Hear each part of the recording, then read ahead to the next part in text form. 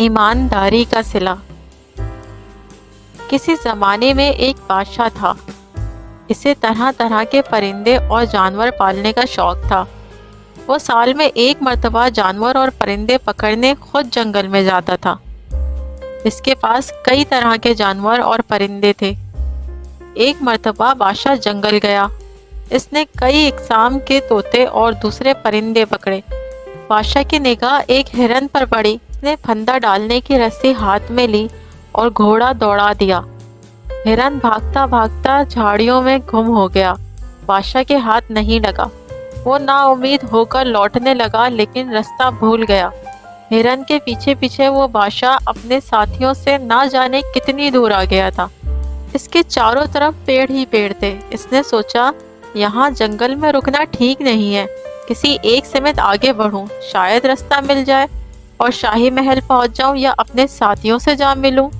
ये सोचकर बादशाह एक समेत चल पड़ा।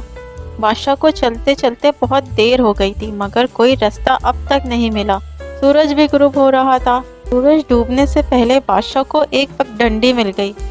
वो घोड़ा मोड़ कर पगडंडी पर तेजी से चलने लगा। कुछ दूरी पर उसे उजाला नजर आया। बादशाह उसी तरफ बढ़ता गया। करीब पहुंचने पर इसने देखा कि एक झोंपड़ी के आगे एक किसान और उसकी बीवी बैठे हुए थे। किसान बादशाह को देखकर हैरत में पड़ गया और हकलाता हुआ बोला, जहाँ पनाह आप यहाँ? बादशाह बोला, मैं परिंदे पकड़ने आया था। एक हिरन के पीछे भागते हुए रास्ता भूल गया हूँ। अब रात में यहीं गुजारना चाहता हूँ, सवेरे चला जाऊंगा। किसान बेचैन होकर बोला, जहाँ पना ये सब आप ही का दिया हुआ है, मगर आप यहाँ कैसे ठहरेंगे? मेरे पास तो एक अच्छा बिस्तर भी नहीं है। तो क्या हुआ? बादशाह ने कहा, अगर मैं किसान होता तो क्या शाही महल ही के मुलायम बिस्तर पर सोता। किसान ने बादशाह का घोड़ा एक दरख्त से बांध दिया और इसके खाने को कुछ घास भी डाल दी। बादशाह ने किसान से पूछा, तुम्हारा नाम क्या है? मेरा नाम अमानत है जहाँ पनाह। अच्छा, कुछ खाने का सामान हो तो ले आओ, भूख लग रही है। जनाब, मेरे पास आपके खाने के लिए कुछ भी नहीं है। चंद सूखी रोटियां हैं, वो आप खा नहीं सकते।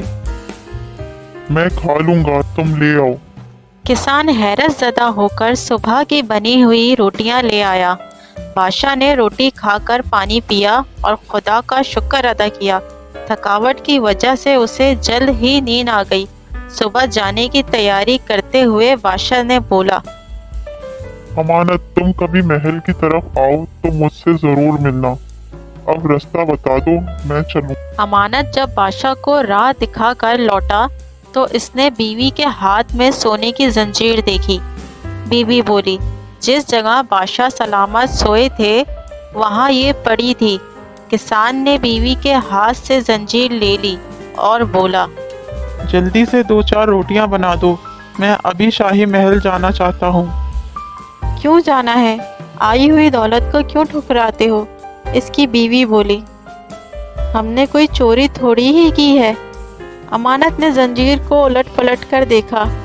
इसमें एक चमकदार हीरा भी लगा हुआ था।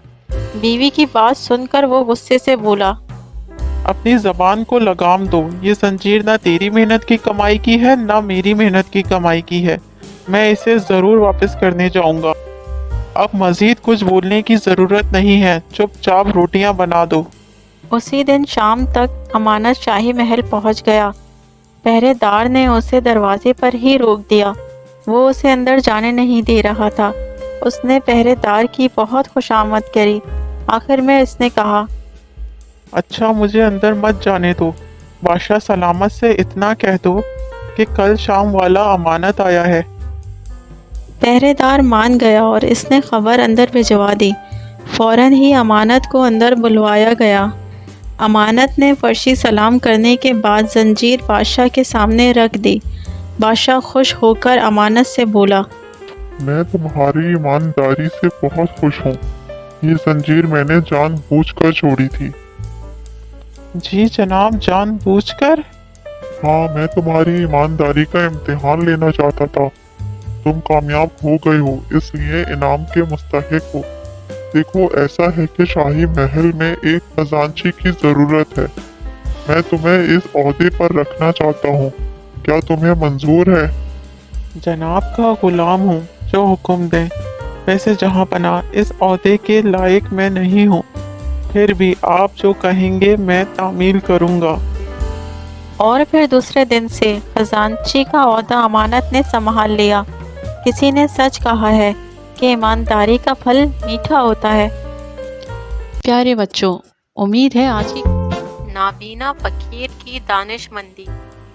प्यारे बच्चों, बहुत सालों की बात है, मुल्क खुरासान में शाह मोहम्मद की हुकूमत थी, जो बहुत नेक और रहम दिल बादशाह था।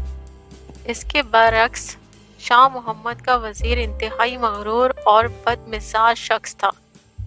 वजीर बनने के बाद कुव्वत और इख्तियारात और दौलत की रेल पेल ने इसका दिमाग खराब कर दिया था, जिसकी वजह से वो हर शख्स को हकीर समझता था।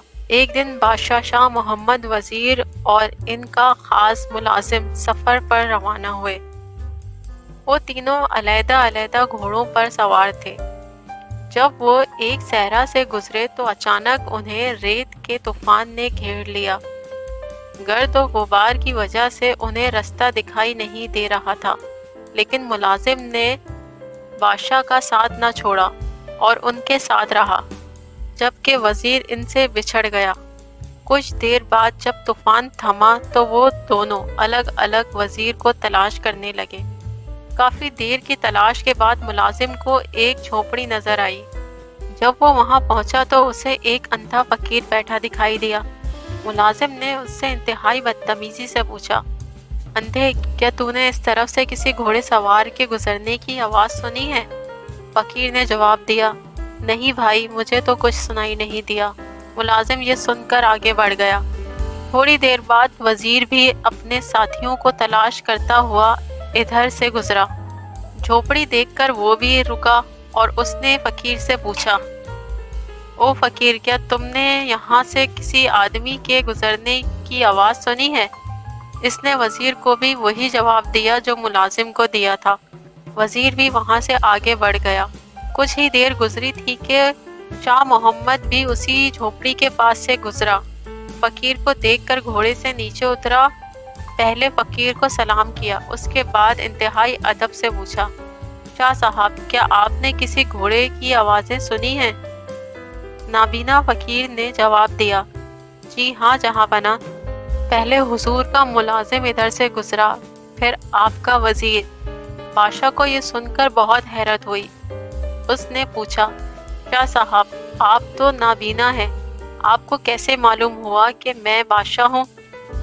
अंधे फकीर ने मुस्कुराकर जवाब दिया, आली जां, आपके मुलाजिम ने मुझे अंधा कहा, आपके वजीर ने मुझे फकीर कहा, हुजूर ने मुझे शाह साहब कहकर मुखातिब किया, लिहाजा गुफ्तगू और लहजे से मैंने अंदाज़ा लगा लिया कि कौन किस मर्तबे का है। शाह मोहम्मद फकीर की बातों से बहुत खुश हुआ और उसे इनाम देने की कोशिश की, लेकिन फकीर ने लेने से इनकार कर दिया।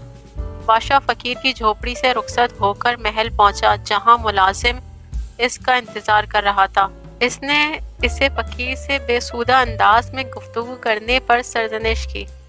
इस दौरान वजीर भी महल पहुंच गया। बादशाह ने इसे भी नाबीना फकीर से होने वाली गुफ्तगू से आगाह किया, फिर दोनों को समझाया, आला मर्तबे या ओहदे के नशे में किसी इंसान को कमतर और हकीर नहीं समझना चाहिए। ये सब कुछ अल्लाह ताला का दिया हुआ है, लेकिन याद रखो, अगर खालिक कायनात किसी को कुछ देता है तो वो उसे वापस लेने की भी कुदरत रखता है।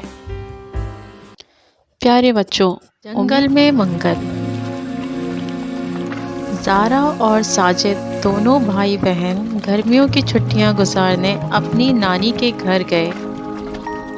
उनकी नानी के गांव के करीब ही एक जंगल था। दोनों जब रात को सो रहे थे तो उन्होंने महसूस किया कि बाहर कुछ आवाज़ें आ रही हैं। दोनों बाहर गए तो उन्होंने देखा کہ ایک درخت پر الو بیٹھا تھا۔ باراسنگا اور لومڑی باتیں کر رہے تھے اور مختلف جانور ایک دوسرے کے ساتھ کھیل رہے تھے۔ سارے جانور ان دونوں کو دیکھنے لگے۔ لومڑی نے دونوں کو دیکھ کر پوچھا، کون ہو تم لوگ؟ ہم نے تو تم کو یہاں پہلے کبھی نہیں دیکھا۔ ہم یہاں اپنی نانی کے پاس گرمیوں کی چھٹیاں گزارنے آئے ہیں، زارا نے کہا۔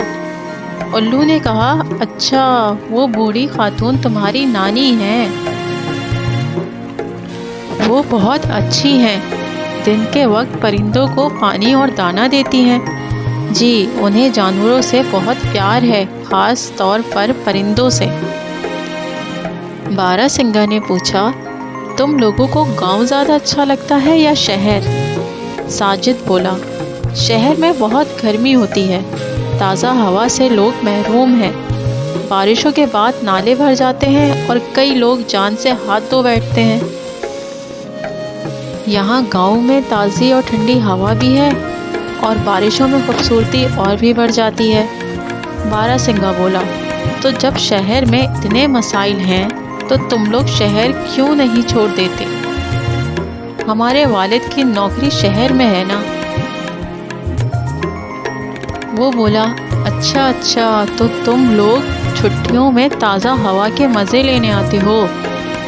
دیر تک جانوروں کے ساتھ باتیں کر کے دونوں نے جانوروں کو الوداع کہا۔ لومڑی نے کہا، تم دوبارہ ملنے آؤ گے نا؟ ہاں، ہم ضرور آئیں گے، دونوں نے ایک ساتھ کہا اور گھر کی طرف روانہ ہو گئے۔ پیارے بچوں، امید ہے آج کی کہانی آپ سب کو بے حد پسند آئی ہوگی۔ ہمارے ساتھ جڑے رہنے کا شکریہ۔ ملتے ہیں اب ایک نئی کہانی کے ساتھ۔